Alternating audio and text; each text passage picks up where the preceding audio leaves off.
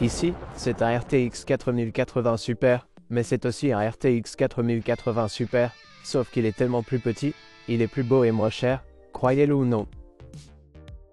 Maintenant, est-ce que cette chose en vaut vraiment la peine? Pourquoi devriez-vous acheter? Comment est la performance? Eh bien, c'est exactement ce à quoi nous allons répondre dans cette vidéo. Allons-y. L'octroi de licence Windows est simple et bon marché avec Cookies.com et si vous utilisez le code TN20, vous bénéficiez d'une réduction supplémentaire. Terminez l'achat, copiez la clé et collez-la dans les paramètres d'activation. Et vous avez terminé. Consultez également leur licence Microsoft Office 19 et utilisez le même code TN20 pour bénéficier d'une remise supplémentaire. Consultez Cookies.com dans la description de la vidéo ci-dessous.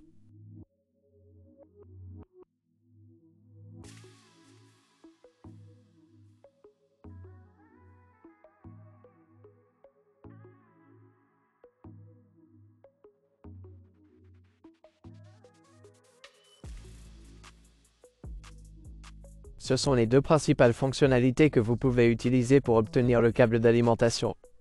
Le câble d'alimentation est exactement de la même taille, c'est donc un refroidisseur un peu surdimensionné. Mais il existe quelques autres différences que nous pouvons voir ici. Le TUF dispose également d'un double BIOS, que vous pouvez voir ici, des modes silencieux et performance, que nous n'avons pas sur le ProArt. Il n'y a aucun des interrupteurs là-dedans. Mais le câble d'alimentation est également inversé sur le ProArt ou sur le TUF, ce qui est un peu bizarre car là où vous avez ce loquet de verrouillage sur le ProArt, c'est en dessous.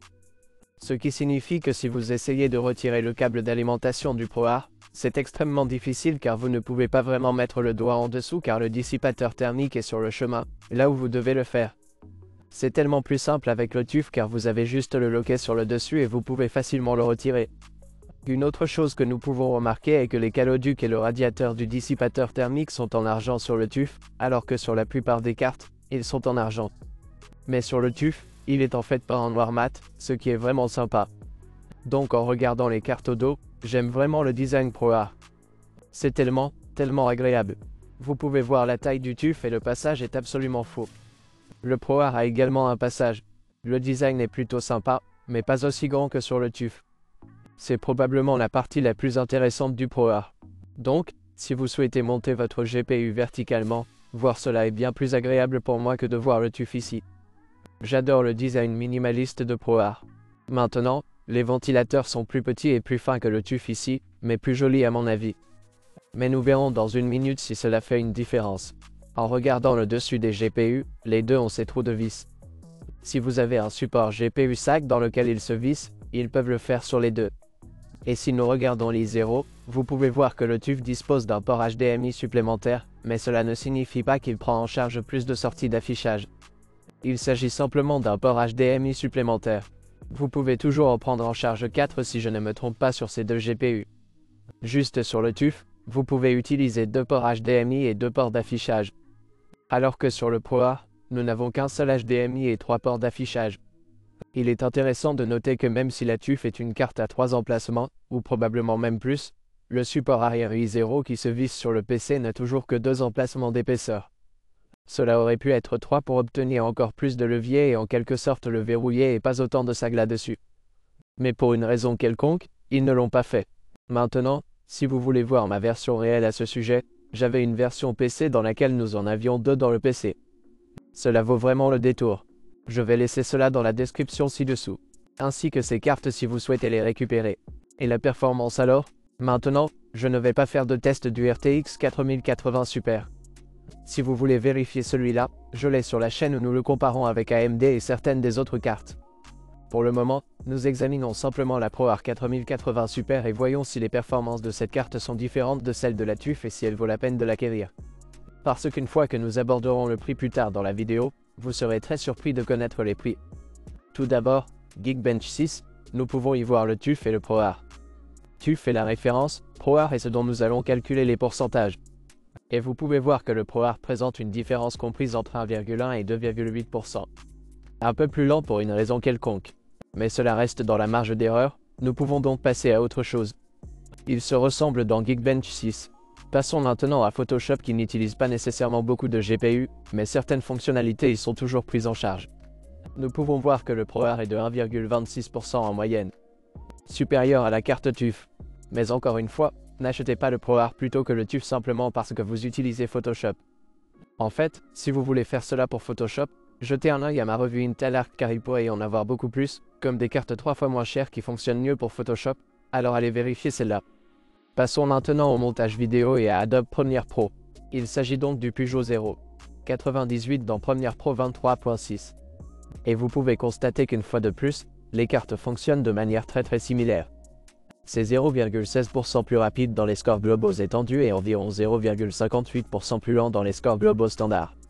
C'est donc dans la marge d'erreur. Dans la marge d'erreur, il n'y a pratiquement aucune différence. Vous ne pouvez pas faire la différence. Ils fonctionnent exactement de la même manière. Les effets GPU sont un peu plus lents sur le ProArt. Ce que nous pouvons voir, gardez à l'esprit qu'il s'agit d'une moyenne d'environ 5, 6, 7 tests calculés et vérifiés pour qu'il n'y ait pas de hasard dans les benchmarks. Mais ils fonctionnent de la même manière dans Premiere Pro. Passons à After Effects, histoire très similaire. Le ProArt est un peu plus lent que le TUF mais un peu plus rapide dans certaines autres partitions. Mais dans l'ensemble, il se situe dans la marge d'erreur, dans un délai de 1%. Et nous parlons de la moitié du 1%. Ils font la même chose. Passons à DaVinci Resolve qui aime vraiment utiliser beaucoup de GPU. Et ici, nous pouvons voir des résultats très similaires. La ProArt est un peu plus lente que la TUF, ce qui signifie que ces cartes sont exactement les mêmes. Je ne vois aucune différence dans aucune des applications de retouche vidéo et photo. Qu'en est-il des applications 3D maintenant?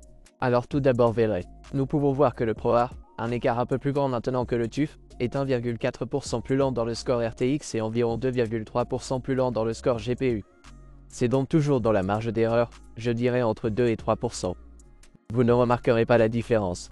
Au-dessus de cela, nous pouvons vraiment commencer à dire que l'un est un peu meilleur que l'autre. Mais vous ne remarquerez toujours pas une différence de 5%.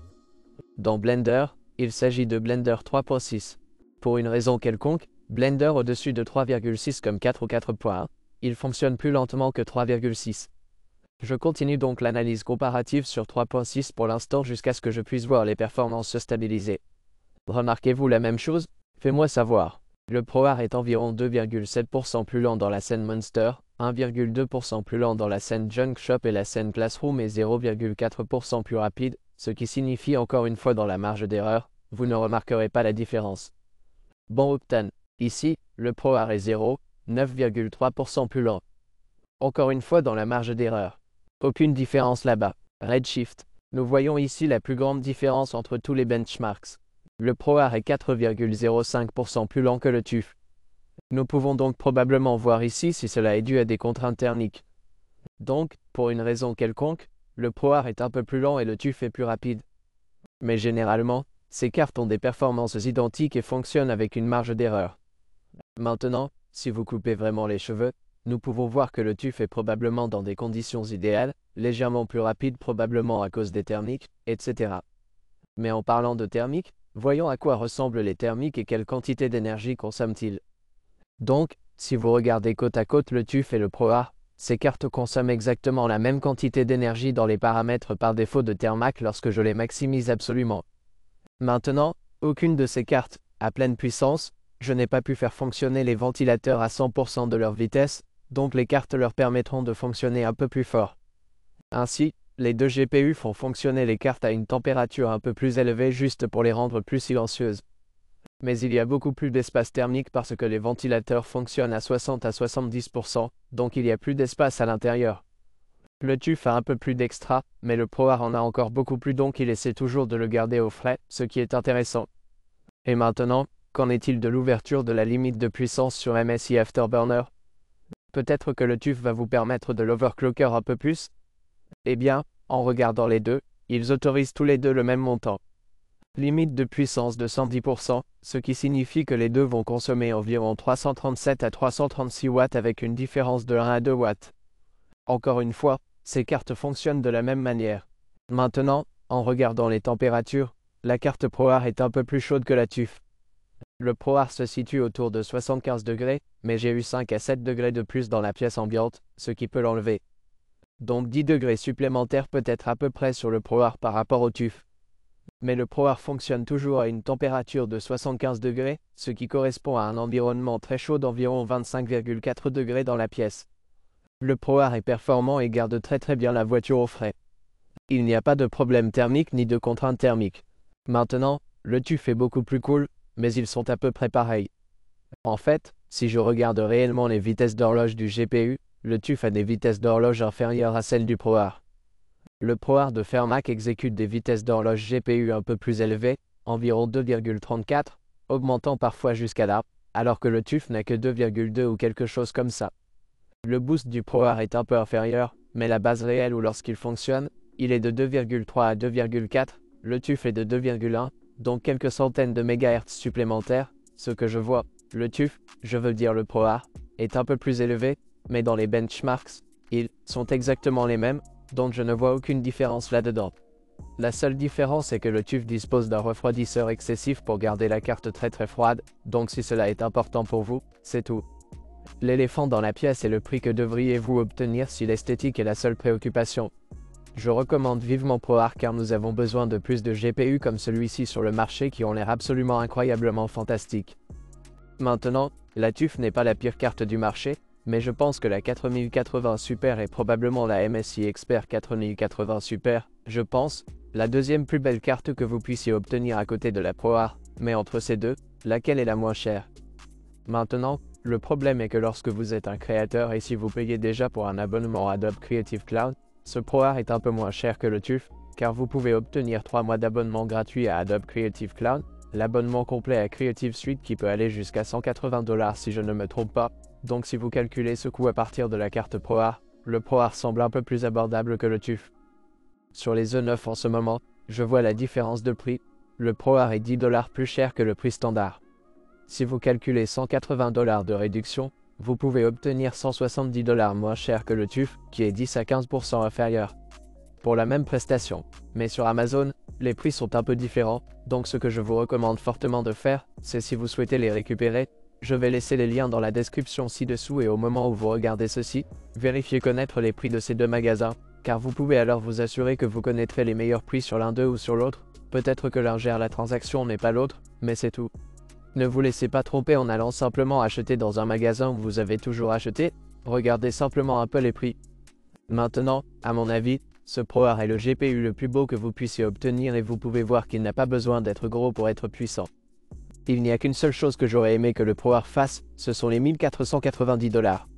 Maintenant, 4080 $, c'est un peu comme vous le savez, mais je pense que les 1490 $ auraient été parfaits.